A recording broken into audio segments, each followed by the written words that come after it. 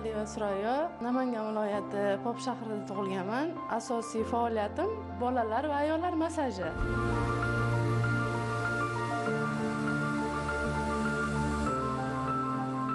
Men Aliboyev Sharobboy, biz tadbirkorlik bilan shug'ullanganmiz oldin ham, hozir ham tadbirkorligimiz yurib turibdi. Savdo-sotiq bilan shug'ullanib turamiz.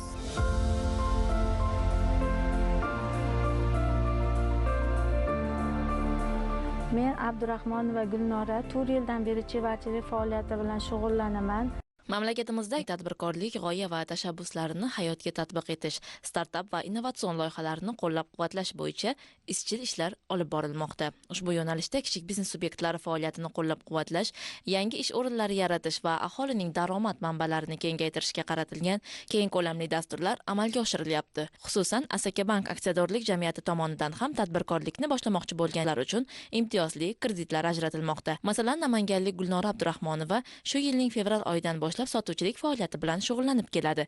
U biznesga birinchi qadam dasturi doirasida 16 million so'm kredit mablag'ini jalb qilib, o'z faoliyatini yo'lga qo'ygan. Yangi ish o'rni ham yaratib, oyiga 15 million so'mgacha daromad topmoqda. 4 yildan beri chevarchilik faoliyati bilan shug'ullanaman.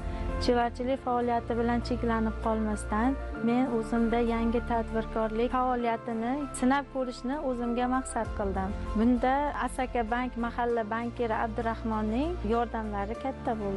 Kredit olishimda, faoliyatimni boshlashimda ukamiz hamma tavsiyalarini, yordamlarini berdilar. Ushbu tadbirkorlik faoliyatim asosan ayol qizlarimiz kiyimlari hamda parfyumeriyalarni sotishga qaratilgan. Kredit natijasida ish faoliyatini boshlab oldik. Bir nafar ishchi o'rni yaratdik. Tadbirkorlik bilan shug'ullanaman degan ayollarimizga tavsiyam, bugunoq tadbirkorlikni qo'rqmasdan boshlashingizni tavsiya qilaman. Biz ayollar buni albatta uddalaymiz.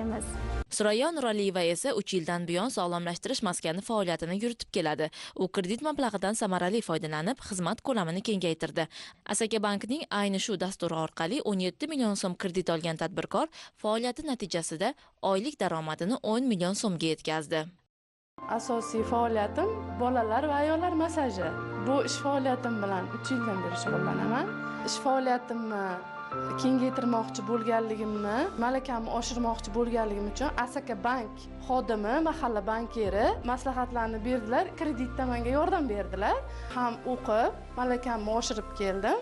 Ularga katta rahmat. O'zimga yordamchi sifatida mahallamizdan ham bir nafar ayolimiz ish bilan ta'minladim. Sharafboy Aliboyevning tadbirkorligi ortidan oyiga 15 million so'm daromadi bor. U shu yilning may oyidan boshlab shlakoblok ishlab chiqarish va sotish faoliyatini boshlagan.